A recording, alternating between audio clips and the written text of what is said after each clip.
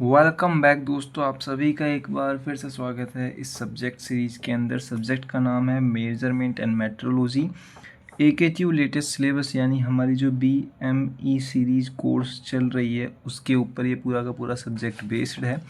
I know कि आप लोगों को पता चल ही गया होगा अब तक में। देन BME 701 इसकी सब्जेक्ट कोड है, यूनिट नंबर 1 चल रहा है और होप्स आज के और एक आगे के लेक्चर में इसका सारा कुछ यूनिट 1 ख़त्म हो जाएगा। बीटेक 7 सेमेस्टर में ये सब्जेक्ट यूज़ आता है। 7 सेमेस्टर बीटेक मैकेनिकल इंजीनियरिंग में। टेलीग्राम चैनल के लिए आप मैक ज्ञान सर्च करोगे तो मिल जाएगा, as well as channel description और वीडियो के डिस्क्रिप्शन दोनों में आपको इसकी लिंक मिल जाती है। यूट्यूब चैनल जो है ये है हमारा मैक ज्ञान। इसके ऊपर अब जिन लोगों को नहीं पता तो मैं बता देता हूँ कि ये सब्जेक्ट जो है यानी जो चैनल है ये पूरा का पूरा डील कर रहा होता है only for core mechanical subjects. ठीक है, यानी मैकेनिकल कोर सब्जेक्ट पे डील कर रहा होता है, जैसे ATD, TD, MD, TOM, HMT, ऐसे ही सारे के सारे कोर सब्जेक्ट जो मैकेनिकल के हैं यहाँ पर कवर कराए जाते हैं एट अ फ्री। यानी आपसे कोई कोर्स का पैसा नहीं लिया जाने वाला, सब कुछ आपको फ्री ही मिलने वाला है। तो देन शुरू करते हैं आज का लेक्चर। ठीक है, देखो मैंने प्रीवियस लेक्चर में, वैसे ये लेक्चर नंबर 6 है हमारा, मैंने प्रीवियस लेक्चर में ये रिप्रोडक्टिविटी पढ़ाया था आप लोगों को। ठीक है, रिप्रोडक्टिविटी का मेरे एक ग्राफ रह गया था उस लेक्चर में, तो मैंने सोचा कि इस लेक्चर में कवर कर देता हूँ। रिप्रोडक्टिविटी मतलब बेसिकली आपने सब कुछ पढ़ ही लिया है। मतलब कि हम क्या कर रहे हैं, एक ही एलिमेंट को प्रोड्यूस कर रहे हैं अलग अलग मेथड से, अलग अलग ऑब्जर्वर से, अलग मेथड से, अलग इंस्ट्रूमेंट से और अलग कंडीशन से। ठीक है, ये पूरी की पूरी रिप्रोडक्टिविटी आप देख भी सकते हो, by different observer, by different method, by different instrument. ठीक है, तो इसका ग्राफ रह गया था अपना। ठीक है, ग्राफ मैं लेकर आया हूँ, ग्राफ रह गया था अपना। तो ग्राफ क्या है, देखो ग्राफ बेसिकली ऐसा है कि ये हमने एक प्लॉटिंग करी है, ये यहाँ से लेके यहाँ तक ये हमारा कोई मटेरियल है। ऑपरेटर नंबर ए ने इसको बनाया है। ठीक है, ऑपरेटर ए ने इसको बनाया है, ये मटेरियल है हमारा यहाँ से लेके यहाँ तक। अगर इसका आप टेस्टिंग करोगे तो ये प्रीसीशन कहलाता है, अगर आप मटेरियल की बार बार टेस्टिंग करते हो तो। एज वेल एज ये सेम जो दूसरा ग्राफ है आपका वो सेम ही बनाना, नहीं सेम बनाओगे तो दिक्कत हो जाएगी। तो ये वाला जो ग्राफ है सेम बनाना, पेंसिल की हेल्प से, मेरा थोड़ा सा डिफरेंस लग रहा होगा बट ये दोनों सेम है, सेम बनाना। तो इसको ऑपरेटर, वहाँ पे ऑपरेटर की स्पेलिंग भी थोड़ी गलत हो रखी है, ऑपरेटर बी ने बनाया है और यहाँ से यहाँ तक आप इसको भी चेक करोगे तो ये प्रिसीशन प्रोसेस हो जाएगी। ठीक है, लेकिन अगर आप देखो यहाँ से लेके यहाँ तक तो ये पूरा प्रोसेस रिप्रोडक्टिविटी टी है। ठीक है, जो भी है ये पूरा का पूरा प्रोसेस हमारा रिप्रोडक्टिविटी है। दैट मीन्स कि आपने यहाँ स्टेट 1 में कुछ भी करके एक प्रोडक्ट बनाया है, आपने इंस्ट्रूमेंट मेजर किया है, एंड देन स्टेट 2 में आप कुछ और करके बना रहे हो, दोनों की प्रोडक्ट सेम आ रही है, तो डेट्स इट रिप्रोडक्टिविटी। ये ग्राफ है उसका, आप चाहो तो इसे पेपर में बना सकते हो, इससे एक्स्ट्रा मार्क्स ऑब्टेन हो जाते हैं। ये ग्राफ रह गया था मेरा, ठीक है, पिछले लेक्चर में, तो मैं सोचा कि इस लेक्चर में कवर कर लेता हूँ। एंड देन शुरू करते हैं आज का main lecture, date is BME 701 sorry, measurement and metrology subject का नाम है और यूट्यूब चैनल भी इसी नाम से है और आप टेलीग्राम चैनल भी सर्च करोगे तो भी इसी नाम से मिल जाएगा। आज का जो हमारे कुछ नाम्स रह गए हैं, स्टेबिलिटी रह गई है हमारी डायनामिक रिस्पॉन्स रह गई है, 2-3 छोटे छोटे टर्म है, तो वीडियो जो ऐसे भी ज़्यादा बड़ा होने वाला नहीं है, आप फटाफट से देख लेते हैं। स्टेबिलिटी क्या होती है, स्टेबिलिटी को हम हिंदी में कहते हैं स्थिरता। यानी जैसे आपके फ़ोन को आप बाय करते हो या ख़रीदते हो तो क्या करते हैं, स्टेबिलिटी मतलब कंपनी प्रोवाइड करती है ना, सैमसंग की कंपनी 4 साल की मेजर सिक्योरिटी पे एक अपडेट देती है, यानी फ़ोन स्टेबल रहेगा आपका 4 साल तक, यानी ड्यूरेबिलिटी उसकी हाई है, यानी 4 साल तक चल सकता है।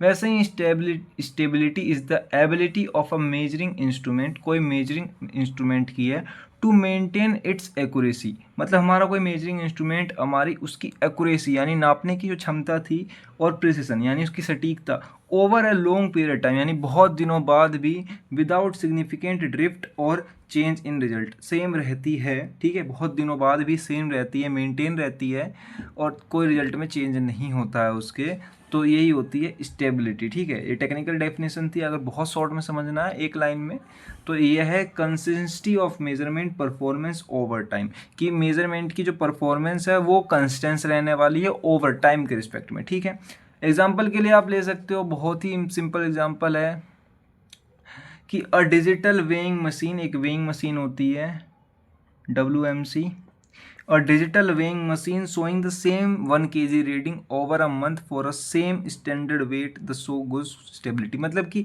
कोई एक स्टैंडर्ड था जिसका उसने एक महीने बाद भी क्या नाम वेट 1 kg दिखाया, पहले भी वो 1 kg दिखा रहा था, एक महीने बाद भी वो 1 kg दिखा रहा है। डैट मीन्स कि ये जो हमारी वेइंग मशीन वेट दिखाने वाली है ये सही है और ये गुड स्टेबिलिटी है, मतलब स्टेबल है हमारी ये मशीन। ठीक है, बहुत दिनों तक। अब दिन बात कर लेते हैं इसके डायग्राम की, तो इसका डायग्राम भी है, मैं लेकर आया हूँ। इसका डायग्राम है बेसिकली कुछ नहीं करना, वैसा ही है। देखो हमारा यहाँ पे ऑपरेटर सेम है,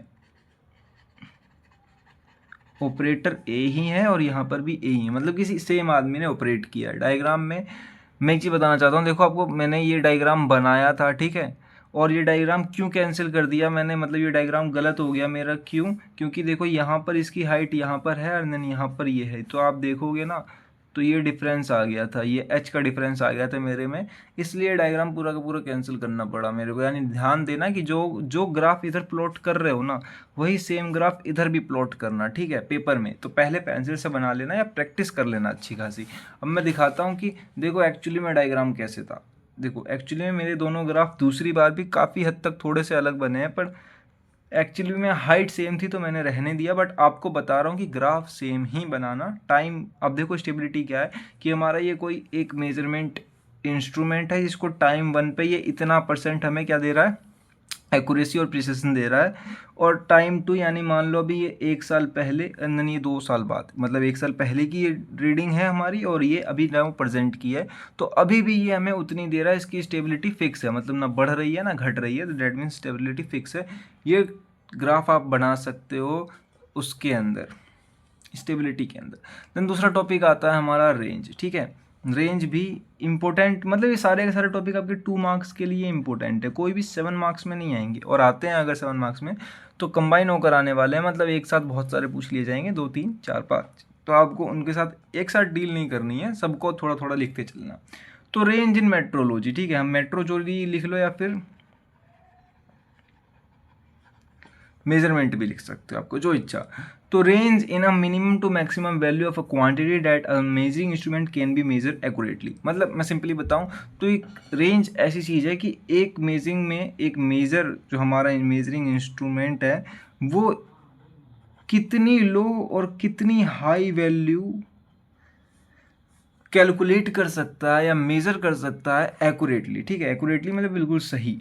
ठीक है, तो एक और छोटी सी डेफिनेशन है इसकी, अगर आपको वैसे समझ में नहीं आया तो ऐसा समझ लो, क्योंकि मैंने सबकी दो डेफिनेशन रखी है, एक टेक्निकल वे में और एक अपने समझने लायक वे में। ठीक है, तो range the span between the lowest and the highest measured value of an instrument, instrument जिसकी आप निकाल रहे हो, जो मेजरिंग इंस्ट्रूमेंट है आपका।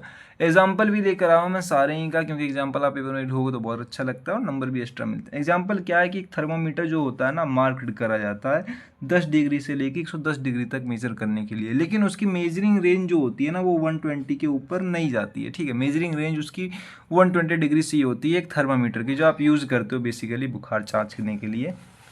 तो ये थी हमारी क्या, रेंज। अब रेंज के आगे चलते हैं हम, रेंज के आगे आती है हमारी डायनामिक रिस्पांस। ठीक है, रेंज के आगे आती है डायनामिक रिस्पांस, और ये लेक्चर नंबर 6 है जैसे कि आपको पता ही होगा, और यूनिट नंबर हमारी 1 चल रही है, और BME 701 सब्जेक्ट कोड, और ये पेज नंबर मेरा 2 था।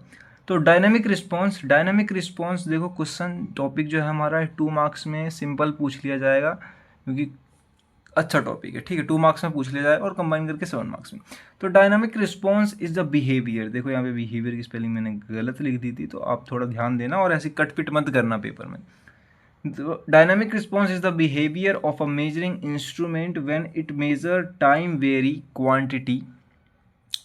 अब देखो मैं यहाँ पे एक चीज़ दिखा रहा हूँ, व्हेन इट मेजर और टाइम वेरिंग क्वांटिटी, यानी हमारी इनपुट जो है, मतलब जो इनपुट ले रहा है वो कीप चेंजिंग विद टाइम, वो चेंज होती जा रही है टाइम के साथ, ठीक है। इसलिए यहाँ पे लिखा है कि वेयरिंग क्वांटिटी, मतलब कभी बढ़ रही है या घट रही है, मुझे भी नहीं पता, टाइम के साथ वेयर हो रही है, ठीक है।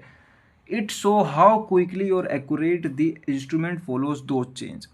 डायनेमिक रिस्पॉन्स वो रिस्पॉन्स है कि आप कोई मशीन को इनपुट चेंज कर रहे हो तो उसके अंदर होने वाले फंक्शन कितनी जल्दी चेंज हो जा रहे हैं, ठीक। तो यही दिखाता है इंस्ट्रूमेंट फॉलोज दो रूल क्विकली, कितना तेज कर रहा है वो इंस्ट्रूमेंट अच्छा है कि गलत है। इन शॉर्ट आप समझो कि how well an instrument rated rapidly change input, कि किस तरीके से जो हमारा इंस्ट्रूमेंट है वो रैपिडली चेंज कर रहा है इनपुट को। अगर इनपुट को हम चेंज कर रहे हैं तो हमारा जो इंस्ट्रूमेंट है वो कैसे रिलेट्स कर रहा है, कैसे रिलेट्स कर रहा है, ठीक है। वो सॉरी दिखाई नहीं दिया होगा, थोड़ा सा ऊपर कर लेते हैं। How will an instrument rates in rapidly change input. Example इसका ही मैं लेकर आया हूँ। एग्जाम्पल क्या है, एन ऑक्सीलो यहाँ पे ओ आना चाहिए, ठीक है। Oscilloscope tracking a fast changing voltage. एक ऑक्सीलोस्कोप ये क्या होता है, एक मशीन है, ठीक है, जो ट्रैक कर रहा है एक फास्ट चार्जिंग वोल्टेज को। Signal shows it's dynamic response, और जो सिग्नल है ना वो जल्दी जल्दी बदलते रहते हैं। बेसिकली मैं आपको बताऊं तो जैसे कि आप वो देखते होंगे बाइक के आगे स्पीडोमीटर लगा हुआ होता है, आपने देखा होगा, उस पर लिमिट लिखी होती है डिजिटल वाले पे कि अभी गाड़ी जो है यानी आपकी बाइक की लेंथ स्पीड चल रही है 97 पे, थोड़ी देर बाद 94 पे, थोड़ी देर बाद 93 पे, ऐसे मतलब वो बढ़ती या घटती रहती है, ठीक है। तो आपकी जो गाड़ी की स्पीड होती है यानी बाइक की जो मोटर की स्पीड होती है उस समय, उसको ये फटाफट फटाफट डायनेमिक रिस्पॉन्स उसे ही कहेंगे कि यहाँ से सिग्नल गया, इनपुट चेंज किया हमने, एंड देन जो हमारा आउटपुट है वो कितनी जल्दी चेंज हो रहा है, ठीक है। अगर डायनेमिक रिस्पॉन्स बहुत ज़्यादा हाई है तो आपकी मेजरिंग इंस्ट्रूमेंट बहुत ही अच्छी मानी जाएगी, ठीक है। डायनेमिक रिस्पॉन्स आपका बहुत ज़्यादा हाई है तो मेजरिंग इंस्ट्रूमेंट अच्छी मानी जाएगी। मान लो यहाँ पर मोटर की स्पीड चल रही थी 40 किलोमीटर पर आवर की स्पीड से, ठीक है। आपकी मोटर कितनी तेज़ रन कर रहा है तो बट यहाँ पे शो कर रहा है आपको 30, मतलब अभी आपने स्पीड बूस्ट कर दी है और यहाँ पर अभी डायनेमिक रिस्पॉन्स कम था इसलिए यहाँ पर शो ही नहीं कर रहा है, आपको लग रहा है 30 पे ही चल रही है गाड़ी, ठीक है। तो डेट्स इट की डायनेमिक रिस्पॉन्स अब आप समझ गए होंगे कि वो रिस्पॉन्स जब हम इनपुट चेंज करते हैं तो हमें जो आउटपुट मिल रहा होता है उसमें लगने वाला time, that's it dynamic response, ठीक है। अब यहाँ तक तो आप आ ही गए हो, चलो थोड़ी सी बात कर लेते हैं यूनिट की। वैसे भी लेक्चर बहुत छोटा सा था तो मैंने सोचा कि इसमें यूनिट के बारे में आपसे डिस्कशन कर लिया जाएगा। तो जो है हमारा सब्जेक्ट है, जैसे कि आप देख रहे हो BME 701 सिलेबस यूनिट 1 खत्म हो चुका है पूरा का पूरा, कुछ बचा नहीं है इसके अंदर। अब देखो मैकेनिकल मेजरमेंट के अंदर हमने इंट्रोडक्शन पहले ही कवर कर लिया है। इंट्रोडक्शन देखो यहाँ पे मेजरमेंट का है और मेजरिंग इंस्ट्रूमेंट का। मेजरिंग इंस्ट्रूमेंट तो देखो यहाँ पे हम पढ़ ही रहे हैं अलग से। हमने यहाँ पर प्लस और किया है कि मेट्रोलॉजी की इंट्रोडक्शन और पढ़ ली है, एक्स्ट्रा पढ़ ली है। पेपर में कई बार पूछ भी ली जाती है मेट्रोलॉजी की इंस्ट्रूमेंट, क्योंकि सब्जेक्ट का नाम है। जनरलाइज कॉन्सेप्ट हमने पढ़ लिया है मेजरमेंट स्टैंडर्ड सिस्टम का, ठीक है। और इसके अंदर हमने यूनिट्स की एक चार्ट पढ़ाई थी मैंने, अगर आपको याद हो तो। चार्ट भी इंपॉर्टेंट होती है, कई बार एक दो वैल्यू पूछ ली जाती है चार्ट से, तो चार्ट देख लेना एक बार। एंड स्टैंडर्ड तो हमने पढ़ ही लिए हैं, कवर कर लिए। टाइप्स ऑफ स्टैंडर्ड भी पढ़ लिए हैं, एज वेल एज स्टैंडर्ड का एक प्रोसेस होता है वो भी पढ़ लिया है, कैलिब्रेशन, ठीक है, calibration. And then measuring instrument में सेंसिटिविटी हमने पढ़ ली, स्टेबिलिटी पढ़ ली, रेंज पढ़ ली, एक्यूरेसी पढ़ ली, प्रिसीजन। ये प्रिसीजन पूरा का पूरा एक ही है, आप मत ये सोचना कि ये दो चीज़ें हैं। ये प्रिसीजन स्टेट एक ही है, हमने इसके प्रिसीजन के स्टेट भी पढ़े थे हमने, याद हो आपको तो। बल्कि प्रिसीजन से ज़्यादा हमने फोकस एक्यूरेसी पे किया था, क्योंकि 7 मार्क्स में कभी कभार एक्यूरेसी पूछ ली जाती है, ठीक है।